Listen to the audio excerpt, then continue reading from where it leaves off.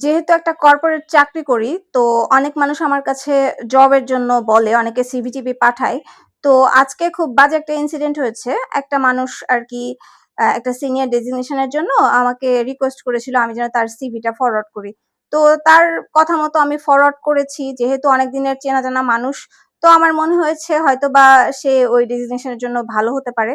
But সে পরপর ২ বার interview miss করেছে। First দিনে সে একটা খুবই লেম এক্সকিউজ দিয়ে ইন্টারভিউ দিতে আসেনি।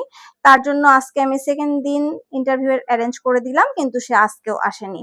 তো এই যে মানুষটা ২ বার মিস করলো, আমি যার কাছে তার সিভিটা নিয়ে গেছিলাম, নেক্সট টাইম কি আমি তার কাছে কখনো আর সিভি দিতে পারবো কারো জন্য? এই সেম ঘটনা করেছে আমার এক বান্ধবী। ঠিক আছে? তার নাকি খুব জব দরকার ছিল। তো ভালো কথা, আমি একটা কোম্পানির আ বিজনেস ডিপার্টমেন্টের ম্যানেজারের কাছে তার সিভিটা পাঠিয়েছিলাম। তো ওই ভাইয়া ছিল আমার এক্স কলিগ। তো ভাইয়ার ভাষ্য মতে ইন্টারভিউটা ফেস করলে তার চাকরিটা হয়ে যেত। এই হওয়া চাকরি আমার বান্ধবী কি করলো? রাজশাহী থেকে ঢাকা আসলো, এসে ইন্টারভিউতে জয়েন করলো না। কোনো একটা কারণেই হোক ইন্টারভিউতে জয়েন করলো না। তাহলে কি এই জায়গাটায় আমার মুখটা থাকলো? আমি নেক্সট টাইম কি ওই মানুষটার কাছে আর কারো জন্য বলতে পারবো? আসলে এই বিষয়গুলো খুব খারাপ লাগে। হ্যাঁ, নেক্সট টাইম কেউ যদি সিভি পাঠান, কেউ যদি মনে করেন যে আসলেই চাকরি দরকার, তাহলে ভাই আমাকে নক দিয়েন। আদারওয়াইজ নক দেওয়ার কোনো দরকার নাই।